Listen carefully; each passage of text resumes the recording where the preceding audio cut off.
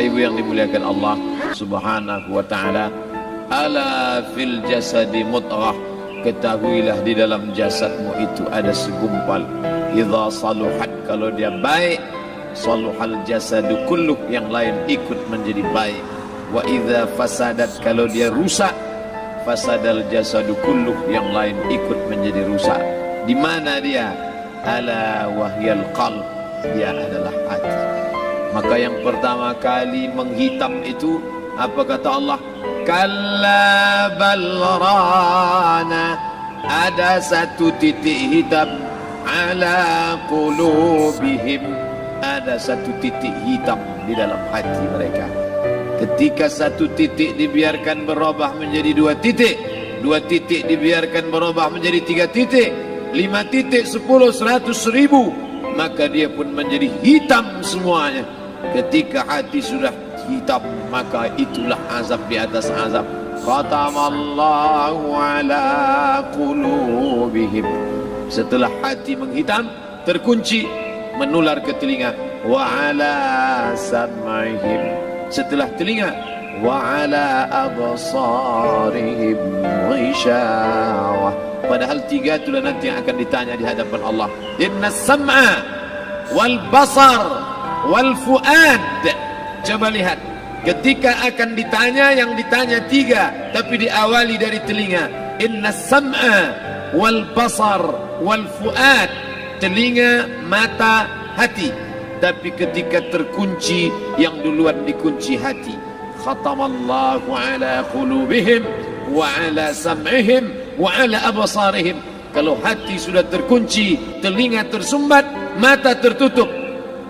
Summum bukmun umyum, summum bukmun umyum, pekak, tuli, bisu, apapun tak lagi masuk ke telinga.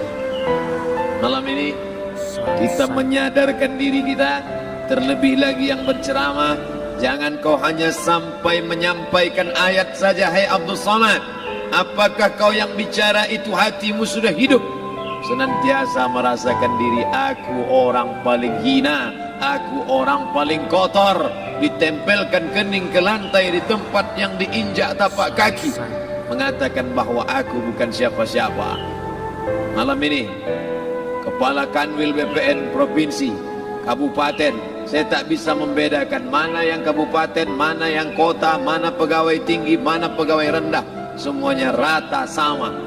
Andai dibuat acaranya di kantor, mungkin saya segan, sungkan melihat dari seragamnya, bajunya.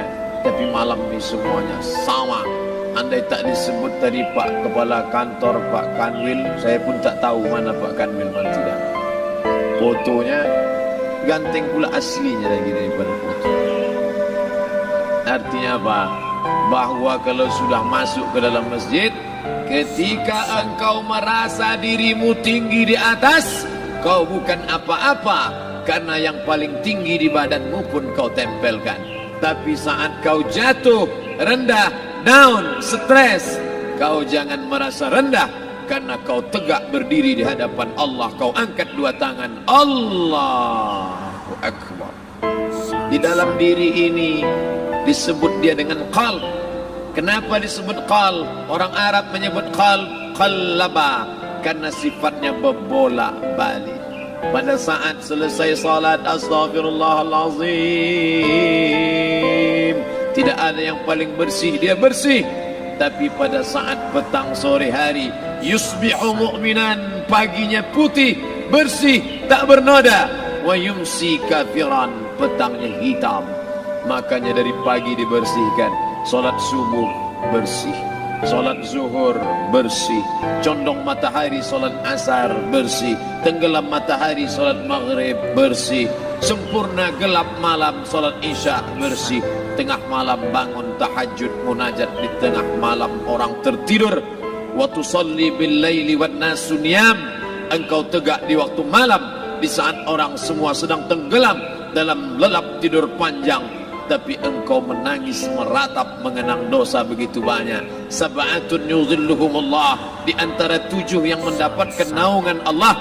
Yauma la zilla illa zilluh, hari itu tak ada naungan kecuali naungan Allah. Di antara yang mendapatkan naungan itu adalah rajulun zakarallah, orang yang berzikir, munajat, muhasabah diri di tengah malam, sunyi, sepi, fafadat ainahu, menetes air matanya.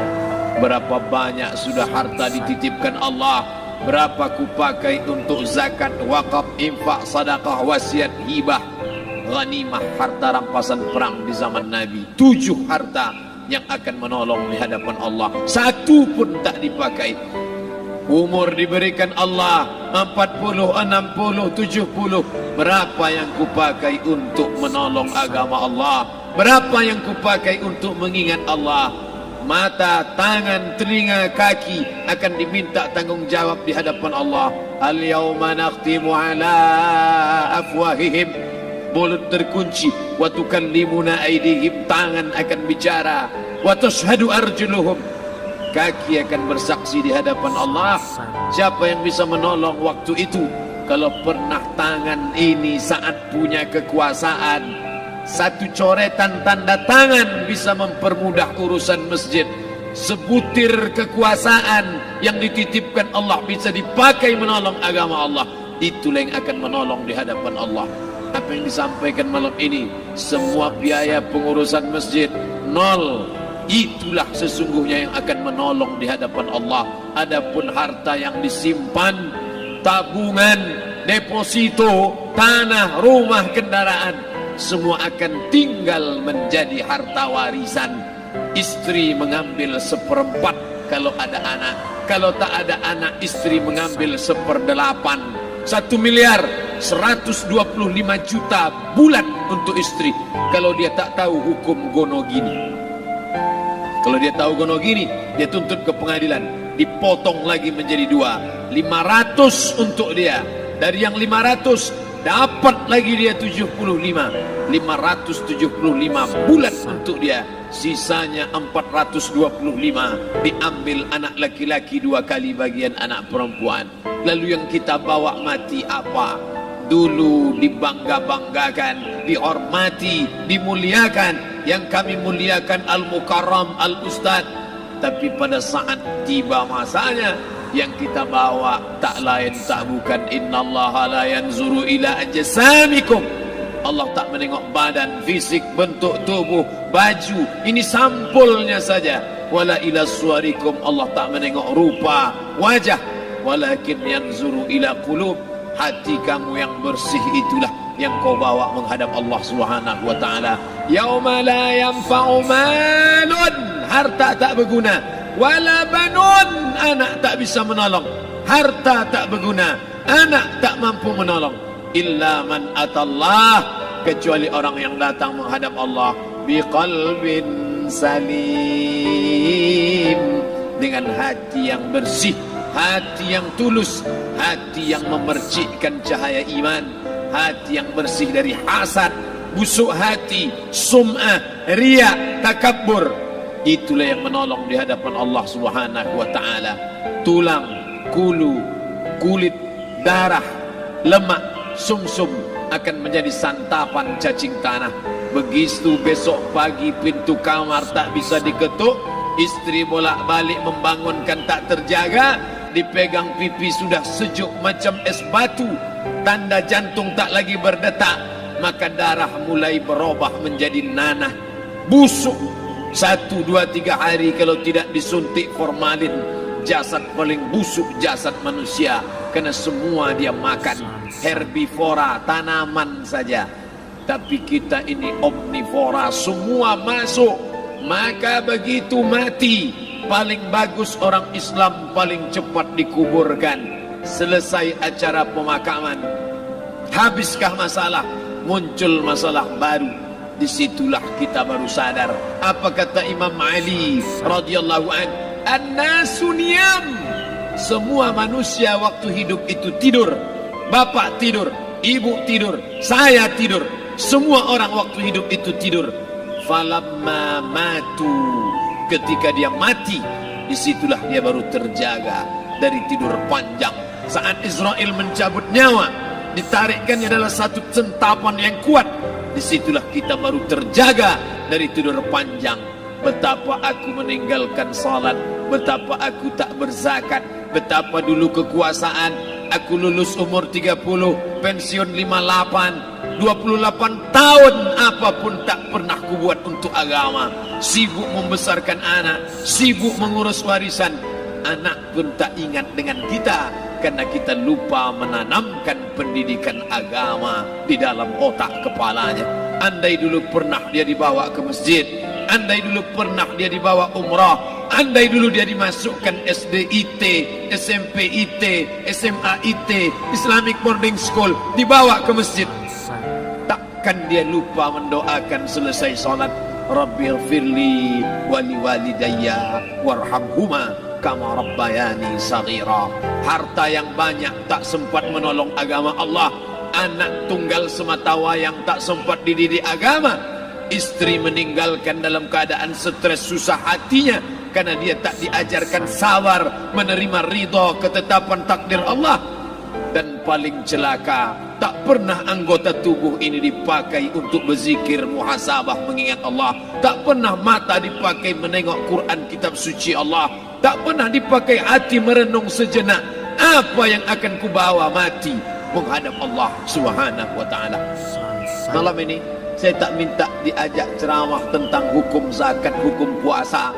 Saya tidak diajak tanya jawab apa hukum unjuk rasa besok tanggal 4. Yang ditanya adalah bagaimana kita merenung sejenak.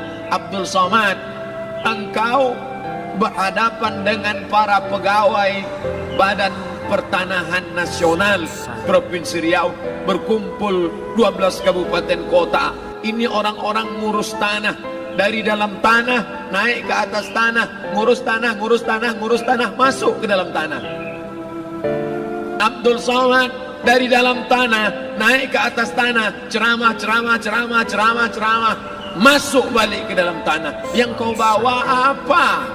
Baju koko tinggal, peci tinggal, pakaian kehormatan tinggal. Yang tentara belum pernah saya diundang. Ustadz besok datang takziah, bapak tentara meninggal, tahu-tahu kain kafannya loreng. Tak ada. Yang kau bawa kain tidak berjahit, disobek, kerak. Itu yang akan menyampul kulitmu, yang selama ini kau dimandikan, dibersihkan oleh ibumu dulu 60 tahun yang lalu. Sampai masanya kau lupa kapan kau dimandikan dulu. Sekarang ruh melihat, disebut dia ruh karena dia raha ya ruhu ruh, seperti aroma semerbak yang datang pergi hinggap. Ruh sampai masanya dia datang masuk ke dalam jasad. Ruh sampai masanya dia pergi meninggalkan jasad. Malam ini dimuliakan Al-Mukarram Haji Abdul Somad LCMA. Kenapa Abdul Somad ini dimuliakan? Karena ruh hinggap sejenak sebentar, sampai masanya besok pagi dia ruh keluar dari dalam tubuh ini.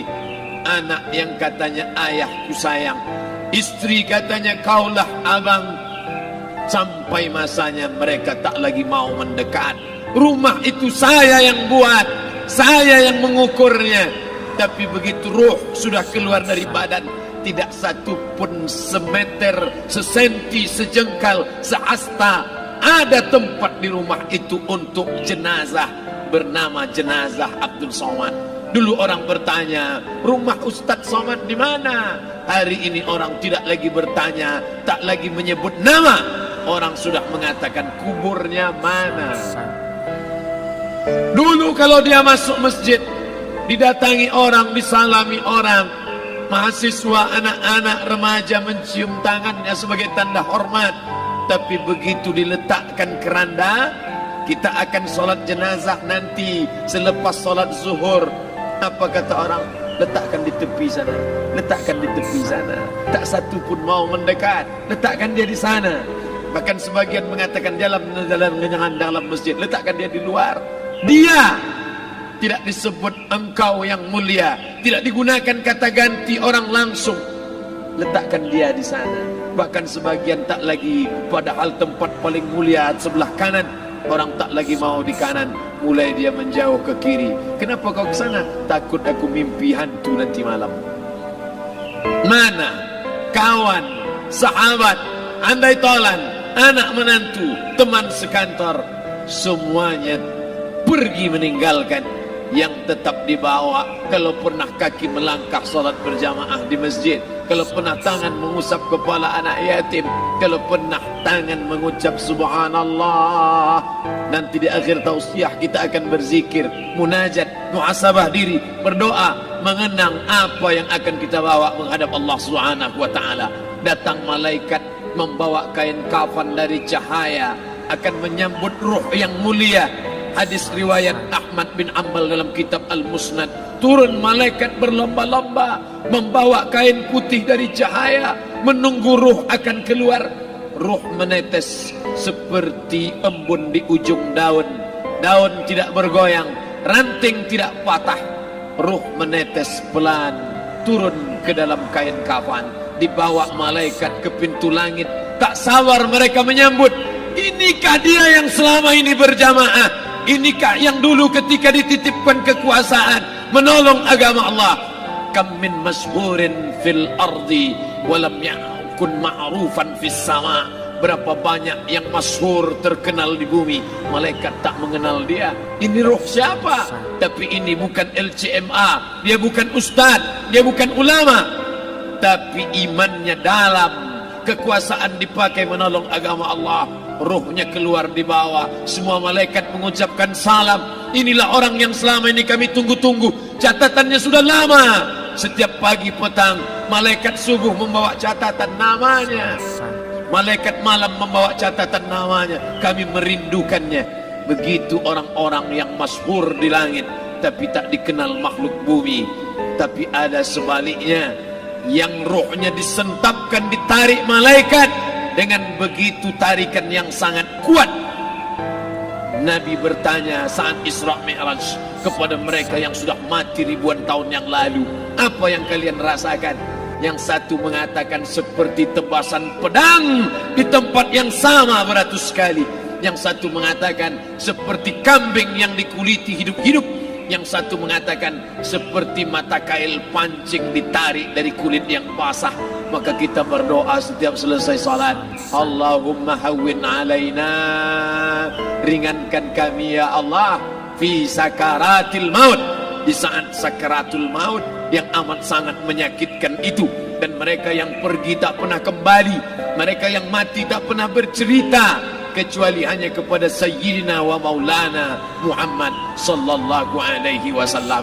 Di saat malam pertama di tempat yang gelap, di tempat yang tak pernah diimpikan oleh orang, tapi kita tetap melewati dan merasakannya. Perlahan-lahan cacing tanah, ular-ulat kalajengking akan menggerogoti kulit yang selama ini dimandikan, selama ini dipakaikan sampo yang mahal, selama ini dioleskan pelembab yang lembut. Tapi ternyata sebelum roh keluar jasad, setelah keluar dia hanya akan menjadi santapan cacing tanah, hancur berkeping hari demi hari. Yang pertama kali membusuk adalah mata, karena dia berisi cairan. Cairan ini mengering, busuk dan berlubang. Lalu kemudian usus sebulan di dalam tanah, mulai dia menggelembung masuk angin dan dia meletus pecah. Cacing-cacing tanah mulai datang menggerogoti, memakan. Habis lemak, tulang, kulit, bulu, sumsum, darah, jantung, empedu, limpa, buah pinggang. Habis semuanya, tinggal tulang-tulang yang memutih, dimakan oleh tanah, ditelan oleh massa, sampai akhirnya Asi bin Wa'il membawa tulang yang kering itu kepada Nabi Muhammad, baginda Sayyidina wa Maulana Muhammad. Ya Muhammad, ayuhyi rabbuka hadzal izam, sanggupkah Tuhanmu menghidupkan tulang yang kering ini? Nabi diam tak menjawab, sampai akhirnya datang Jibril alaihi salam membawakan wahyu. Qul, katakan kepada dia. Ayat ini dibaca malam Jumat. Bapak Ibu semua hafal, kita baca. Qul yuhyiha alladhi ansha'aha awwala marrah wa huwa bikulli khalqin alim. Jangan lupa subscribe, like, and share.